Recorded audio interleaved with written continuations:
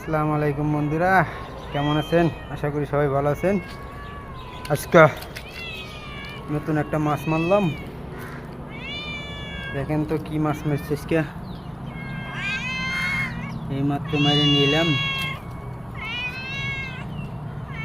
এই জাল দিয়া। এই আমার সেনাবাহিনী খাওয়ার নিয়ে বসে রয়েছে, চিক্কু করতেছে। এই যে ওরা খাবারের জন্য চিক্কুর করতেছে। এই দেখেন কত বড় মাছ।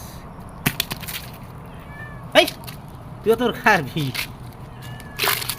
বিশাল বড় মাছ,